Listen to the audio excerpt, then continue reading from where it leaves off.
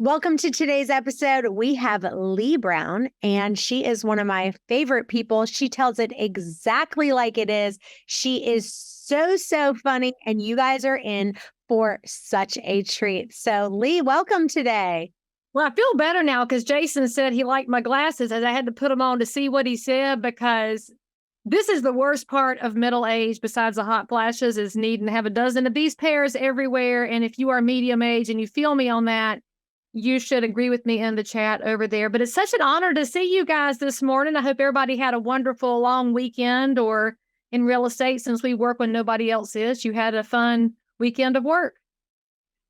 Well, start by telling us a little bit. Right now, I feel like everybody is in a little bit of a shock because their sales numbers are going down.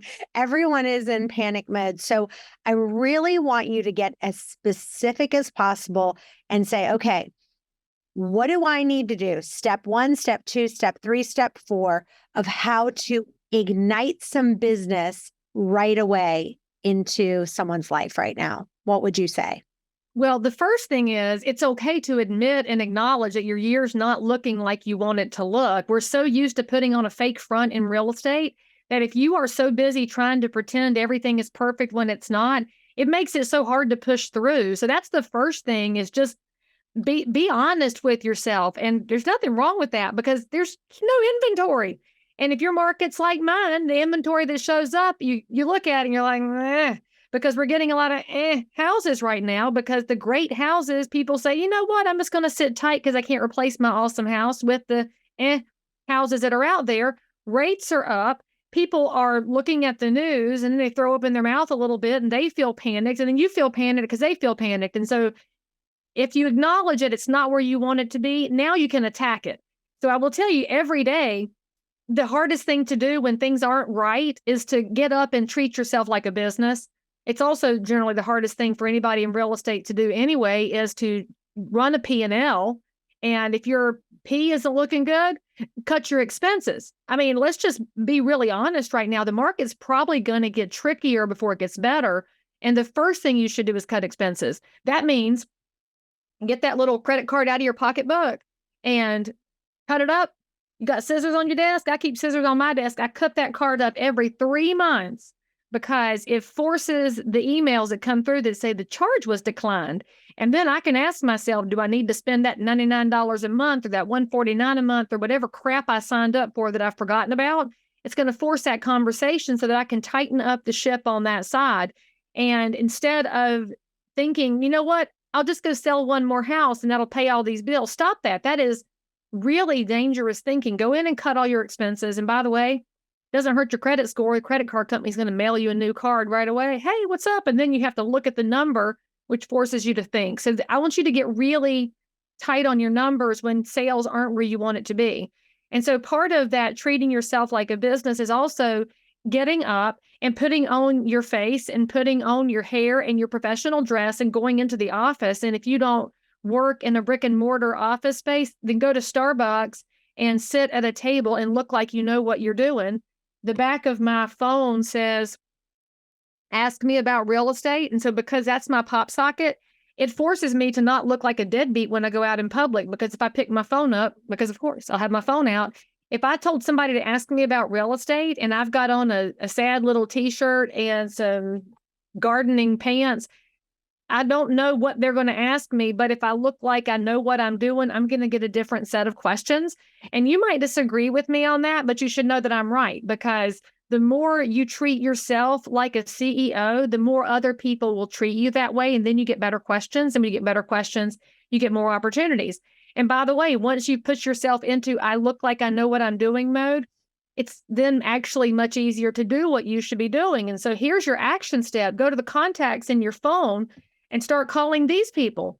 I don't know why we all think there's got to be some magic lead source out there. My agents right now come to me and they want to buy a list. They're like, what list are y'all buying? They're going to buy a list of people going through divorce, estate sales, tax delinquencies. They want to go find somebody that needs to sell. I said, what you going to do when you buy that list? You going to call them? Well, they want to text them. All right. So the person who's in delinquency is not going to respond to your text because they're already in a financial panic and they're hiding from the world. Why aren't you calling these people who actually already know you? And then if they know a friend who's in trouble, they can connect you to the friend, and then you'll have somebody you can talk to. But I swear it drives me crazy how many of y'all, and I'm just going to go ahead and say some of y'all in this call right here, you have people in this phone you haven't talked to. You haven't called them. And you haven't, and you can give me all the excuses you want. And some of y'all that are younger than I am might give me the millennial excuse of, my people don't talk on the, yes, they do too. They don't want to, but they will. And so what happens if you call them and they send you to voicemail, you send a text and say, quit screening me and call me back. And they'll call you back and say, what did you need? And you say, nothing. I just wanted to say, hey, what you doing? And once you've started a conversation, your business starts to change. I can look at my desk because I live in a paper world. It's how we should all live. And so these are all my lead files. My yellows are my listing leads and my blues are my buyer leads. And I can sit here and go through and say, oh, actually, I do need to call him today because he's on today's list. And I need to check and see if they ever listed, because these people have been in perpetual, we're not ready yet mode. And so if I pull up somebody that's been in I'm not ready yet mode and I don't call them, do you know the chances of them listing with me? They're pretty slim. And I find that with a lot of us, you go on a listing appointment one time and they tell you, we're not ready. We need a year. We don't like interest rates, blah, blah, blah. You know what we do with them? Drop them. You drop them cold and you put them in your email list or your newsletter list and let some bot drip on them instead of you calling them saying, hey, what's up? What'd y'all do for Memorial Day? Because here it was 60 degrees and cloudy, so it sucked. So you couldn't go outside. I mean, you could, but it wasn't like you were sitting by the pool with a cocktail. It was just kind of bleh. So today's been a great day for making phone calls. And everybody I've called this morning, I'm like, did you find some sunshine this weekend? Because I didn't have any. Like, no, we went to the beach and it was awful. Well, now you have commiseration, and commiseration is a conversation, and a conversation is how you get business. And you know this as well as I do. There's nothing secret about any of this. None of this is earth shattering, but you all know it's true. And for whatever reason in real estate, we just hate to do the things that we know we need to do because prospecting is hard. And it's only hard because you don't want to do it. Well, I want you to show, I'd love for you to show, and if you're listening to this, I'd love for you to watch it on YouTube as well. But I'd love for you to show those sheets of paper, because I think it is good to be tech savvy and have a lot of things in tech, but I do think there's a time to put things on paper. It kind of solidifies things. So describe in detail what you're doing to keep yourself organized. Well, as a medium-aged person, I can't do everything on technology because you know what happens when you get that little reminder up, you just kind of flick it to the side. And we all do that because you were in the middle of something that you deemed to be more interesting. But I can't get away from paper. So all of my buyer intake sheets are on blue, and they're blue so I can find them on my desk. And for the record, for those of y'all that are looking for a great organizational tool, I buy these little clear pockets. It's 2 sides plastic. I buy them from Staples for nothing. And that way, when my sheet's inside here, I can see it. And I know there's a lot of agents that still use manila folders. So first of all, I don't like the texture, and I'm a weird texture person. I like smooth things, but you can't see what's in it. And that way too, if you have the manila ones, you have to write on the edge who it is. And that's just not helpful to me. I need to look at the sheet and I can see the date when I last talked to them. I can see their name. I can see the skinny. So I know what I need to do with them next. And then I can just start going through my pile. So that's my buyer sheets. And then, by the way, when I give this to my team, everything's already in here. So I've got, this one's got a referral sheet involved because it's a referral from another agent. I've got the property they're looking at because we were thinking about writing an offer. So everything's already here and I can hand it to my team. She'll then scan it in and put it in the share file because she keeps everything digital, but digital doesn't work for me. And that's actually one of the big secrets to real estate life, is learning when digital is your friend and is not your friend. And with prospecting, digital is not your friend. And then the yellow ones, these are my listing intake sheets. If you wondered how I knew this was a buyer and this was a seller, it's the color. And so now I know which sellers to follow up with. And then here, I've got their information sheet. I've got the tax card. I got the old MLS sheet, and everything's already ready to go. So I can have an intelligent conversation at the drop of a hat, which is half of our problem, especially if you have a listing prospect right now and you all have one that you first talked to in 19 and they weren't ready to sell. And then in 20, they were worried that the COVID was going to come in their house. And then in 21, they couldn't find anything to buy. In 22, they couldn't find anything to buy. in 23, they don't like interest rates. And you've had the same sellers now for 5 years you've been talking to. And so you've talked to them a lot. You've forgotten the house because the first time you went was in 19 and you hadn't been back since. And we all know what it's like to talk to somebody they're finally ready. And you're like, is that house brick? Did it have a garage? And so we have this weird moment of, I don't remember the house at all. And so you sneak out at night and go driving by it, trying to jog your memory to remember what the house looked like. And you know you've done this. Instead, what if, and hear me out here, you write the notes on this. And so then when you call them, you're like, hey, girl, hey. So did you get your garden in this year? Because now I remember that these people are super gardeny people. They won't move right now. The only time they will move is before the gardening season starts. And I have been talking to them since 2020. So we're in year 3 of them thinking about selling their house because they're downsizing. And they will eventually sell, and it will be with me because I have talked to them 11 times, and I'm not going to stop checking in on them.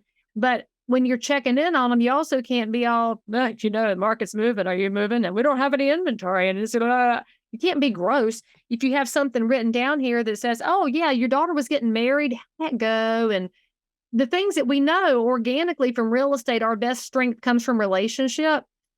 That's the power of paper. It's right in front of me. I don't have to go through and hunt for their social media because actually these people aren't on social media. That's also written on my intake sheet. So I don't have to go hunt for them on Facebook. That's a waste of time.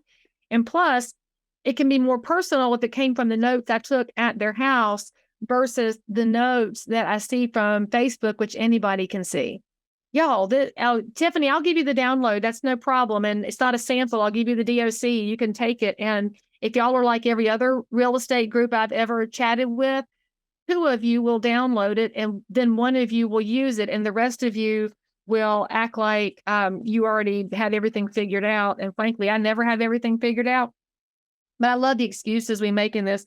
Like I wrote on this one, the last time I talked to them was in January, and what their numbers had updated to. So I'm keeping a constant running record of what I told them for price on the house, which I find to be a wonderful follow-up tool with listings, by the way.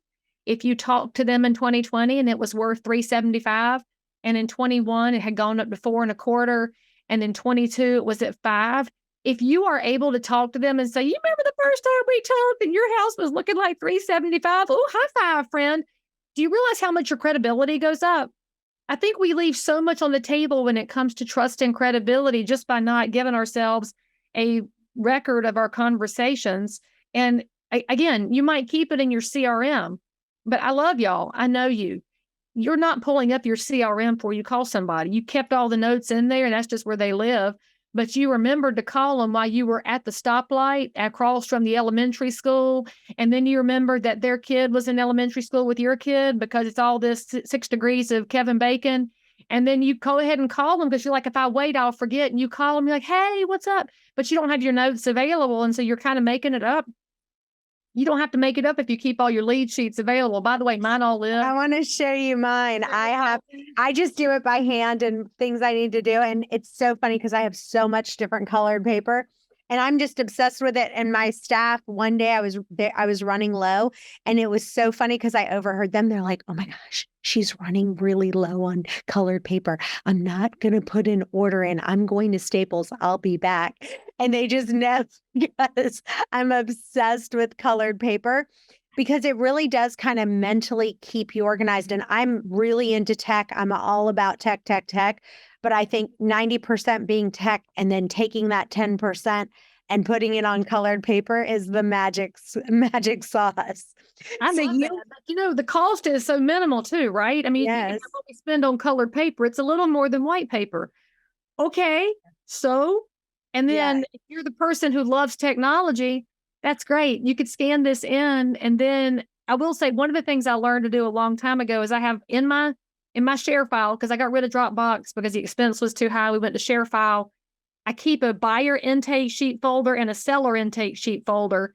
So after I fill all these out, all the intake sheets live in one place. So then if I happen to be away from my pile, because my pile actually travels with me and it goes into my bag. I don't know if you're as bad as that or not, if you leave yours behind, but my pile goes with me because my A's and my B's, I don't carry the C's around. They're not worth it. No offense, C's, but the A's and B's go with me in case they reach back out.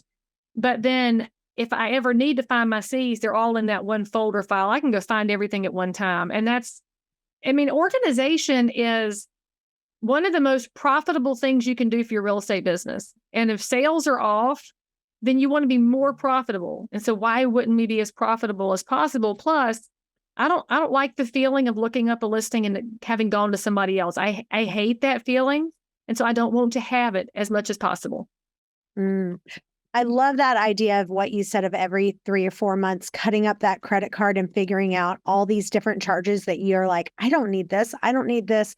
I'm such a fan of that. And one of the things that you did is you wrote a couple of best-selling books, but one that's amazing is 7 Deadly Sins of Sales.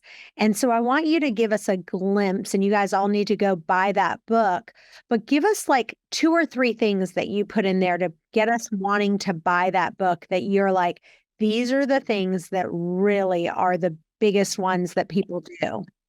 So when the markets are wonky, which is about the best way I can put it, because it feels like one listing is hot, multiple offers, and next door is the same house and it gets all the showings and no offers because the market feels hot one day and cold the next. It's the weirdest market I've experienced in my 23 years because it changes every 5 minutes. And so when you're thinking about how competitive it is, new people coming in every day, why should anybody use you? And it's the question realtors don't like to ask themselves and don't want to be honest about, because if we're really honest about it, you start realizing what you offer is very similar to what somebody else offers. Well, sure, you have MLS. Does the consumer know what the MLS is? And I find that most agents cannot explain the MLS. They say, I put your house in it and it goes to websites. Okay, so syndication is only an after effect of the MLS. It's actually a beautiful, free and fair marketplace that promotes fair housing, and it reduces discrimination in the marketplace. And it's where we cooperate with our fellow brokers. And so sometimes just explaining what we do changes the game versus your competitors who just said, well, I'm going to stick it in the MLS, and the MLS sends it to websites. And you sat here explaining how you're going to advertise their listing to every paying member through that marketplace. And then in addition to explaining the tools that we have, why should somebody use you? And if I ask y'all that in a listing appointment, if I'm your seller and I say, why should I use you? Are you going to give me something that differentiates you in the marketplace? Or are you just going to tell me that you have photos and drone and you're going to do Matterport and you got a stager and you got yard signs and you've got the paper? I mean, what are you going to give me that's different? And that's the hardest thing for any realtor to do. And that's the number one sin in the book, is figuring out how to put substance over ego, because often we walk into the space like, well, you hire me because I'm number one. I'm amazing. Basically, I've sold everything. I know the builders. I know things. And you walk in there talking about yourself, but the public is allergic to that right now. The public does not give 2 rips about who you are. They care about how they feel, and they care about what you're going to bring to them. And so you got to get that message together, because the markets will continue to get more competitive, because while we have no inventory in so many cases, you have increasing inventory. You have new competitors that have different pricing structures. They have different features and values. And now you've got to really find a way to get your message together. And the public values you. That's the thing. If I asked any of y'all for a list of 5 past clients and I called them and I said, hey, tell me about Tiffany. Tell me about Tanya. Why did you use Chris? They can articulate your value better than you can. And that's a problem in real estate on the whole. And so I would say that your homework assignment is to call the people that you would give to me. If I asked you for 3 references, all of y'all would give me 3 references. If I called them and said, define your realtor for me, they could do it. You need to do that right now, because then if you get that value message together, that should be the centerpiece of your marketing, because when markets are more competitive, the public is actually more discerning. They need an agent who gets them and who gets the market and figures out how to deliver what they want. And you have a lot of competitors that just can't. And maybe you can trade on your relationships in your name, but when the markets are weird, the public wants experience and they want somebody who can articulate it. So if you were at a listing appointment and you were telling them what differentiates you, tell us what you would say to them. Oh, so you're going to want to hire me, Chantel, because I get my jollies out of navigating the minefield of real estate. And somewhere along the way, we're going to encounter some problems, and you might get blown up in the minefield and I might get blown up, but pieces of us are going to get across the finish line together. And when I say that, the seller across the kitchen table says, well, what do you mean I might get blown up? That's where they go immediately. They don't listen to the kumbaya at the end. We're going to get across the finish line. That's where realtors go because we're kumbaya people. The seller says, what do you mean I might get blown up? And I say, look, it might not appraise. We might have a buyer who's got an ex-wife and she didn't want to sign the free trader agreement. And we might have to deal with fungal growth in the crawl space. And we might have the flood zones moved because now we have flood zones 2.0 and that might affect the rates on this house. And we might have this and we might have that. And I start listing off some of the scenarios I've seen that all of y'all have seen too. Do you know that sellers never heard any of that? Because when we're all doing marketing, we all talk about, I'm going to get you the most money in the shortest amount of time with the fewest hassles. And then you show sold in 5 minutes, 47 offers. And you don't tell anybody about all the shitstorm that you had to get through to get your sellers there. And you've all been through something in the last month that you're like, yeah, I can't believe this mess. I just had one that closed. We had a fight over an encroachment. You know how much the encroachment was? It was 6 inches. And the buyer dug in her heels and all 10 toes. And she said, I ain't closing, because she came from California where an encroachment issue is huge. North Carolina, we're like, we're good. Meets and bounds. We're pretty chill. But we had this fight over that. And that's what I had to solve. And so until the consumer understands that that's your primary job, that you're there to solve a problem and you're good at it, and you've got a list of people, and you know how I solved it? I had an attorney ready to write the agreement up, and I was ready to go knock on the neighbor's door because luckily I knew them from the ball field too, so I can go use my relationships to be like, look, this fence has been here for 3 homeowners and y'all hadn't fussed yet. Would you please sign this to settle her down? And that's how we solve it. And that's how I win listings. It's also how I win buyers. And if you are good at that, if any of y'all, that's your best thing that you do is solving the problems, you better be good at telling people that. And I will tell you, the last 3 years, what's the main problem you've solved for your buyers?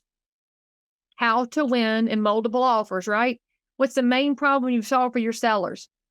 How to select the best offer out of the multiple offers. If I look back at all y'all's marketing, how much of it talks about solving that problem for people? You've talked about it with buyers. A lot of y'all said, I help my buyers win in multiple offers. How many of y'all talked about, I help my sellers figure out what to do in multiple offers? I haven't seen hardly any agents advertise on that. And that's the main reason a seller didn't go FSBO in the last 3 years. Because if they were FSBO, within 5 minutes, they got 3 offers and they're on the phone with the realtor saying, I don't know what to do with these offers. Can I pay you to help me figure it out? So one of the things I always say is that you're unemployed until your next sale. So when you're in real estate, you earn the money, you get paid, and then you're actually unemployed again, right? That's how real estate works. So we want to teach everybody how to conduct themselves as a business and not just be real estate agents, because business owners, being a business owner will help you retire. And so I want you to look at something that is the next level, which is Robert Kiyosaki's cash flow quadrant. And so what he says is that the next level of a business owner is like, okay, ask yourself, am I on this side or am I on this side? Am I just self-employed, or am I a business owner, or do I take it to the next level and have passive income? And that's really what is great, is because we teach you, number one, how to operate on this side where you're a business owner and also are creating passive income. And what I say is, does your system, does your business work independently from you? Like, have you ever been to a real estate agent retirement party? Like, I never have, right? Like, I've seen people, that have been in real estate for a really long time. It ages you. But I know one thing, I don't want to be showing homes on Saturdays and Sundays, getting calls at night. And I don't want to, when I'm 65 years old, doing that. And so that's what we're trying to solve, is saying, why don't agents retire? Well, there's all kinds of reasons. There's no retirement contribution matched by their employer. Healthcare prices are going up. Prices in general are just insane right now. And even if you have a rental property that maybe makes $3,000 a month, you're spending $2,000 on expenses, and then you just aren't making enough passive income.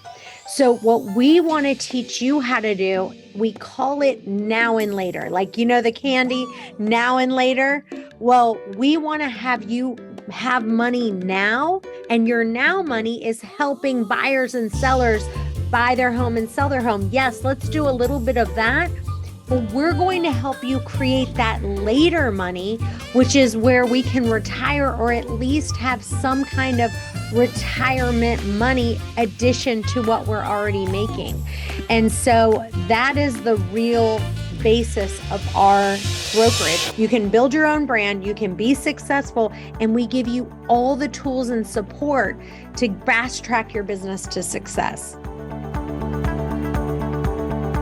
Well, I have a question from one of our listeners, and it says, I'm getting a ton of buyers, but I really want to focus on listings. I don't want to work as many buyers. What can I do in this market, very specifically on social media and other new tactics to get listings? So I appreciate that thought process, because I quit working buyers in 2003 for the most part, because I'm not really wired with a lot of patience. And maybe that's why you chose to work with more sellers instead of buyers. However, dollars all spend. So I would tell you to be cautious about saying you only work with one or the other. What we're seeing right now is that there are many agents who for years have been buyer agent only, and all they've worked with are buyers. They wish they had a more balanced business plate, and they're trying to make a switch, but they are afraid to make a complete switch because you don't want to turn off your revenue stream, right? And so I want you to be thoughtful about how you position this, is my first point to make to you. The second one is this. What are you putting into your marketing? Because if you're talking about showing houses, and you're talking about negotiating with buyers, and you're talking about how the multiple offer process works and how interest rates work, if you're talking to buyers, buyers will call you. And if you want to talk to sellers, you need to talk to sellers. And I don't know who you are, and I haven't seen your social media, but I would totally judge it if I saw it, because I bet you $5 without even knowing who you are or looking at it, that you are not talking to sellers in your social media. If you want to talk to sellers, ask yourself, what would a seller ask me right now? And I can tell you what sellers ask right now. You know the question they're asking? It's not, how's the market? Nobody ever asks that. We just train on that all the time, like people actually say it. Nobody comes up to you in the Harris Teeter and says, how's the market? They come up to you in the Harris Teeter like this. Is it too late to sell? And they ask it kind of secret and behind their hand, because they don't know what's happening in the market. But if they went to the news told them that real estate's a mess, and houses aren't selling, and record low level of pendings, and the world's ending. Well, from what I've determined and looking at the numbers, the two markets that are having a hard time would be the San Francisco Bay Area and Manhattan. That's where there's not enough buyers and there are more sellers than buyers. Most of the rest of y'all are in markets that are either balanced or favor sellers. So what question does a seller have? Is it too late to sell? So why not make a social post that says, hey, I'm just going to pick Douglas Converse, and we'll pick you out of the comment thread because you got a first and last name. So Douglas Converse. And if you don't have Converse sneakers in your marketing, you're crazy. And so I'm Douglas Converse. And then I had somebody ask me at the grocery store if it's too late to sell. But let me just answer it for everybody. It's not too late to sell. The question is, should you sell? Well, that's up to you. And I'll tell you the pros and cons. So give me a call. That's how your video could go. You're talking 10 to 15 seconds. Very calm, very cool, very relatable, very call to action. However, most of you, and I say this with love, if I put you in front of a camera, you panic because you tell yourself you're too old and fat and ugly and stupid and don't know what to say and all your little sad excuses. And then you pretend like you're at the Olin Mills photo shoot. And you fold your hands, put the fake bookcase behind you, and you say, the average list price in our market is $389, and the average sale price is $389.9, and days on market is 7. And you go through all these little sad stats, and you don't even tell anybody that you hear what they're asking. That's what the people out there want to know from you is, will you hear me if I ask you a question? So why not just answer what you're being asked? The other question sellers will ask you right now is, where am I going to go? So what if you want to work more sellers? Think about the buyer population you already have. And maybe you just need to massage that message a little bit and say, I love helping people find somewhere to go. And part of that for a lot of folks is figuring out how to sell where they're starting. I specialize in the logistics of helping you sell and buy with as few hiccups as I can possibly figure out how to stop. And now think about this, y'all. Most of us, when we talk about real estate, we don't talk about how painful the logistics are. That's the main reason sellers are panicked about having to buy. I, I, I only want to move once. And you've had that conversation where you watch them physically tense up. So answer to that and tell your buyers, I'll help you with the listing and with the buy side. Because if you want to transition, the best thing you can ever do is start thinking about both sides of the transaction. I can help you with both. And as you build up more listing inventory, then you need to have a partnership with another agent who loves buyers, is wired to deal with them, is kind and is patient. And then you can say to that person, I have discovered that there is somebody better than me when it comes to working with buyers. Her name is Tanya, since she's the last comment over here. Tanya's amazing. You know what? When you're ready to pull the trigger on this, I'm going to be the one to here walk you through selling, and Tanya's going to walk you through buying. We're going to be hand in glove. You get two for the price of one, which is really, they're just going to get both of you. You're both going to get your commissions, but you'll be living in the space you're wired for. But that's what we can be doing is how do we care for the consumer? So take it away from, I don't want to work buyers, I only want to work sellers, and turn it into, how do I take better care of my neighbors when they have real estate needs? And then you're going to solve for both of those things at the same time. All right, I have another question. I've been in real estate for a few years. I have about 50 past clients, but I can call them in a few days. I feel like I'm running out of things to say for a call to action. Yes, I can ask about their family and how they're doing, but I need a few scripts of what to say to have a call to action at the end of having them to refer business to me. Okay, so first of all, never say the words refer business to me, because that sounds icky and gross, and it sounds like you're looking for dollars, which you are, but saying it out loud is tacky. There's a reason that in the South, we were raised never to talk about money because it's very tasteless. So change that script into you want them to recommend you to someone. Take refer out, replace it with recommend, and now you're actually speaking the social language of today's world. If you were to start typing in, I need a dentist on Facebook, Facebook pops up that recommendation response. And so if it's going to be how people are wired, lean into that. So I want you to ask yourself this question. How do you ask people to recommend you? Are you really mushy about it? And you're like, if you ever hear somebody say real estate and you liked me and did a good job, if you think about it and maybe just give them my name and I'd appreciate it. If you're really mushy, that's why you're not getting any names. You need to be direct because people love metrics. In fact, if we know anything, I throw a stat at you and you'll grab a hold of it, whether I'm right or wrong, because numbers give confidence and people love knowing what kind of parameters they have to meet. In fact, let me ask y'all a question.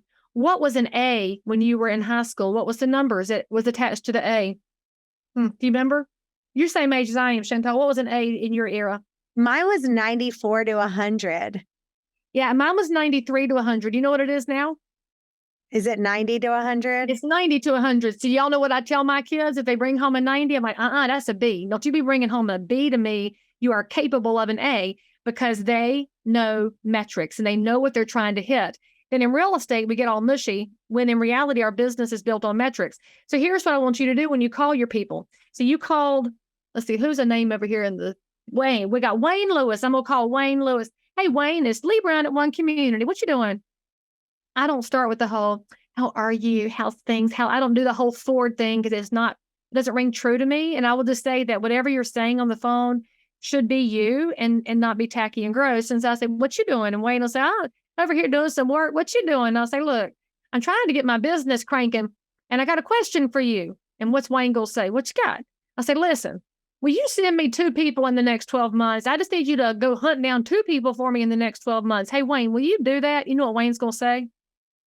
Of course I will. What did I tell him? I needed 2 names and in what time frame?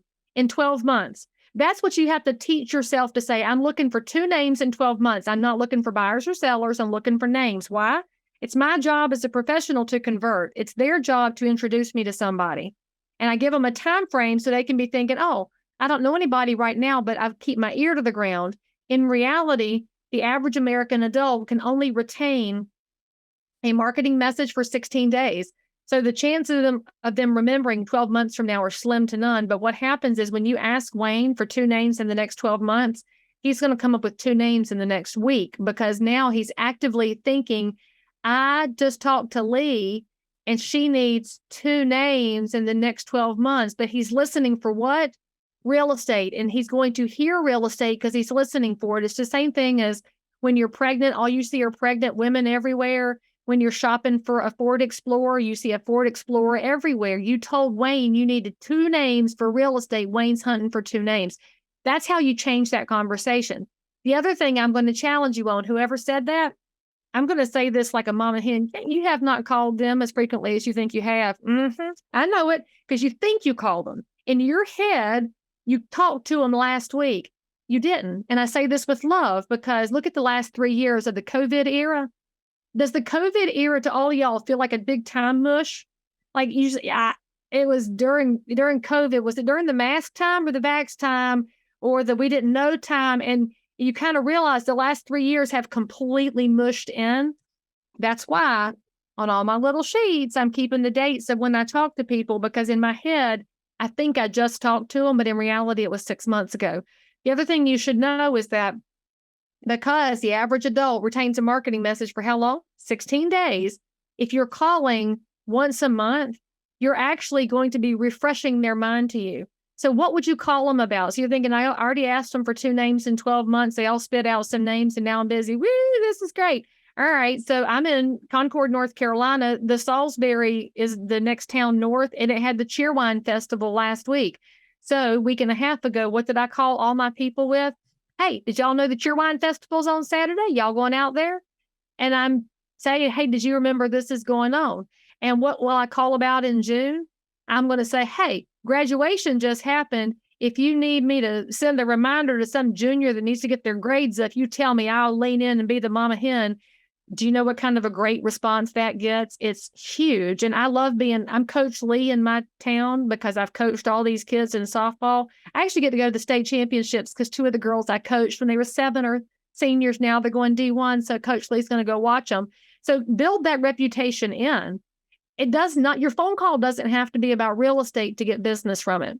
That's the number one thing I will tell you. And if you're saying things like, well, who do you know that needs to buy or sell? They're going to screen you, and then that's gross. And you should send a meme back. I send a lot of memes out to my people. I know where they are, and I send things that I think are funny, generally around the fact that I have chickens, because chickens are nonpartisan and I can always get away with a chicken joke. So keep some memes saved in your phone and send it back out, because you can have a personality and survive in real estate, which was actually the point of my first book, Outrageous Authenticity. Too many of us are so busy trying to be all things to all people that you've completely lost sight of who you are and the fact that you're actually pretty interesting and entertaining. And now we're heading into the season when there's so much to talk about, whether it's where can I buy a good watermelon? Do you know a good pick your own strawberry patch? You know, anybody that's got good fruits and vegetables? Where can I get good Chinese food? I'm hungering for it. Think about all the things you can ask people. I mean, we all get in a restaurant rut. That's a really easy script too.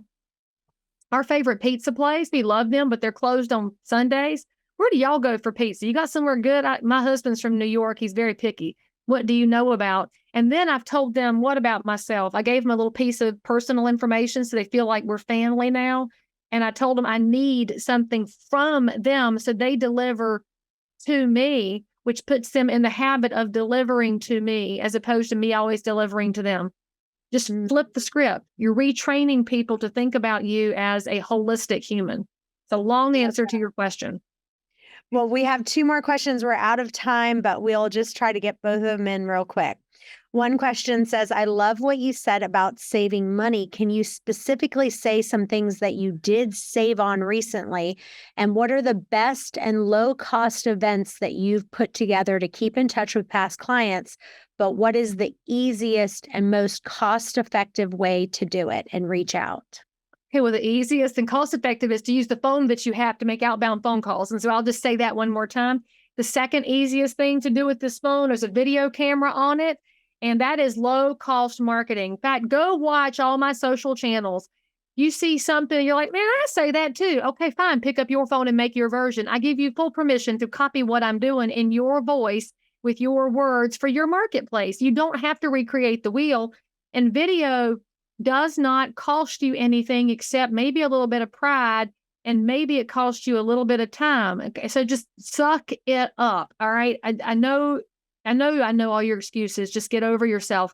Now, I'll talk about client events. I just had my big one 2 weeks ago. We do a shred day. I started doing that about 20 years ago, and I learned about it from Orly Steinberg up in New Jersey. I love Orly.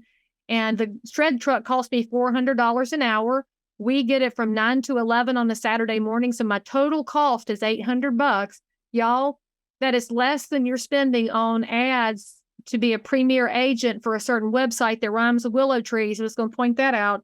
And my lender paid half, because with Till Respa, my lender can pay half. And he came out there and we put all the boxes and we shred stuff in. And we told doctors' offices, churches, town hall lets us use their parking lot because we let the town shred for free. And the way the shred things work, it's so easy because they charge by time and not tonnage. And you just tell everybody, there's your script. Hey, I'm having shred day in 2 weeks. Go gather up all your Medicare Plan B and identity theft and fake credit cards that came in the mail and bring all that stuff over here. People love it. It is great PR. It is a great chance to be visible in the community. For those of y'all that are on a budget too, 3 of you could share the truck to just get a clipboard to do sign-ins. And then if you have a big line, it just makes it look like you're that much more popular. So totally you can copy that. And if you need information on that, I put my link in the chat for leighbrown.com/resources. That's where these intake sheets live. It's also where there's some information on copying shred day. Easy, low-cost marketing. As far as reducing your cost, the happiest day ever, I had been buying a zip code from that company that rhymes with a willow tree, some of my listings to get premier access. And then that contract finally ended, and I've never been happier because I tried to get out of it and I couldn't. So just be careful when you sign contracts. You can always get out with 30 days notice, but just go start canceling, y'all. I mean, it's kind of amazing. If you tell them you don't have any money, they will leave you alone, and they're not going to come after your credit because you did not sign any personal guarantees on any of the marketing crap that you do. You're just out there spending money on what's basically vanity. So get back to basics, and basics would be showing up at the PTA meetings and the ball games and the grocery store and the gas station. Get out of your car and go inside. If you are Instacarting, you are killing yourself. Stop Instacarting and look at me pointing at you. Go to the grocery store and meander around as long as you can, saying hey to people.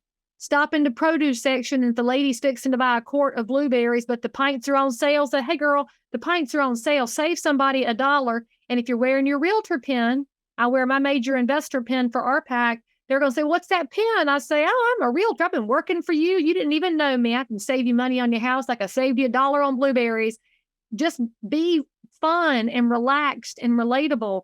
And what it costs you is time, and it costs you energy. And I get it. We all want to say we're out of time. Then put these stupid things down and quit scrolling through social media all the time. If y'all would put a limit on the time you scroll through social media, you'd find there's a whole lot of time to do some business. All right. This next question is, one of my friends that I've taken out to eat about every other month listed his house with one of his childhood friends. I never mentioned anything about real estate at our dinners. Do you think that's what I did wrong? It's really bothering me, and now I don't want to pour into a lot of my past clients because of it.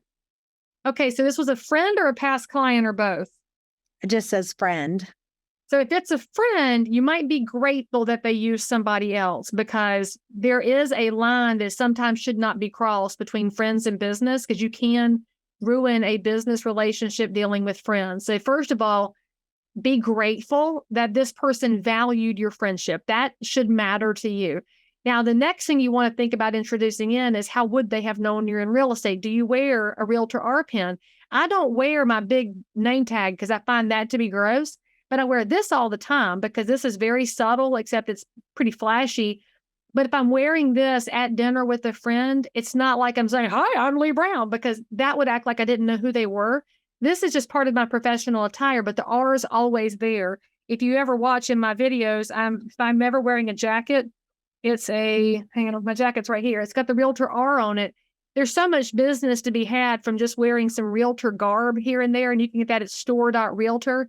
When you think about it, the messaging should always be subtle. And you should always also remind people of this. I got somebody. If you need a realtor and you don't want it to be me, I got somebody. Always feed that in and tell people, yeah, okay, so Tanya, you don't necessarily want your friends to do business with you. And I will tell you this, after 23 years, the hairiest situations come from people that we're too close to because we get afraid to tell them the truth and they're afraid to tell us the truth and we don't want to know too much. So you always want to be the person that says, I got somebody. If you don't want to muddy the waters, then you can at least capture a referral fee. But I can say this and it's not going to hit home. I'm just going to say it anyway.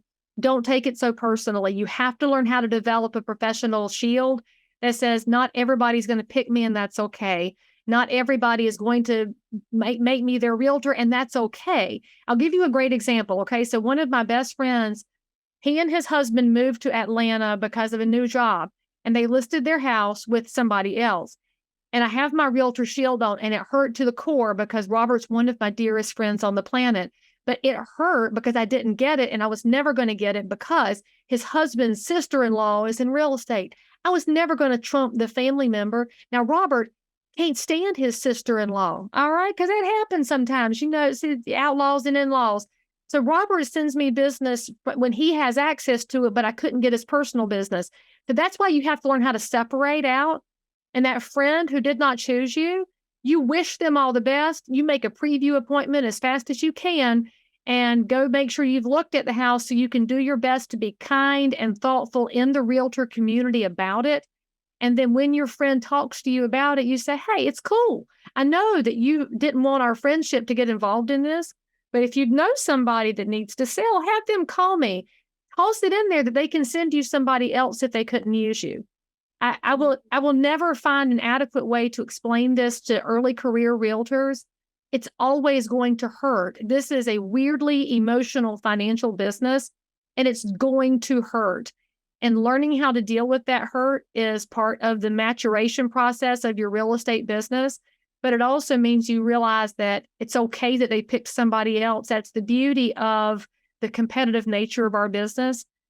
But it doesn't mean they can't send you somebody from work who needs to buy or sell. Just learn how to bleed it into the conversation.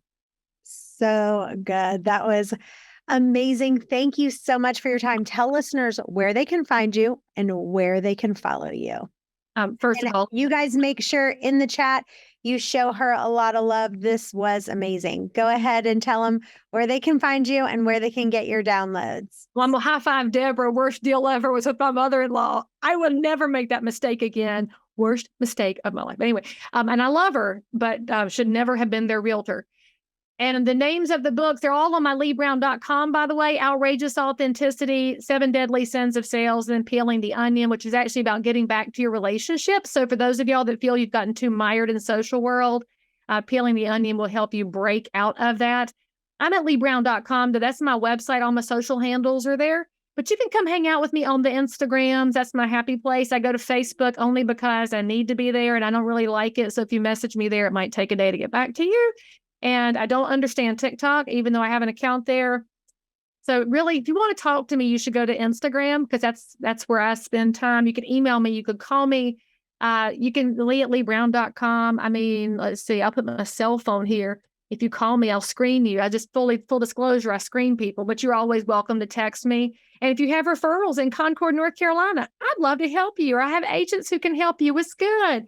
And that's how life works. But the biggest thing I will tell you is that you need to thank your brokerage for setting this up today, because not every brokerage will bring somebody in to give you a fresh perspective. So you need to say thank you to Madam over here, Madam Ray, and you need to go out to another agent in your marketplace who is feeling blah about the business, but it's somebody you like and you value, and bring them in with you next time, because we have to have a lot of good realtors in every marketplace, especially when things are choppy. because the last thing the consumer needs at a confusing time is a less than ethical, less than competent, less than knowledgeable realtor. So bring somebody else into a good space so that we can make sure the consumer has lots of great choices. And then when your feelings are hurt by a friend or a family member who chooses somebody else, then show up at a sales meeting. I mean, honestly, y'all, Chantel will have sales meetings for you, whether they're Zoom or in person. And if you don't show up, you're not going to feel like you're going to keep feeling like an island if you don't show up. You got to show up. This business can be lonely. It can be mean. It can be cutthroat, and it does not have to be that way when you're in a company that's trying to support you. So allow the company to support you. Oh, this has been great. Thank you so much for being with us, and we'll see you next time. Good to see you. Good to see you. Bye. Thank you for listening. If you enjoyed this episode, please subscribe, leave a rating and a review so we can get this out to more agents. And tune in next week for another power-packed episode.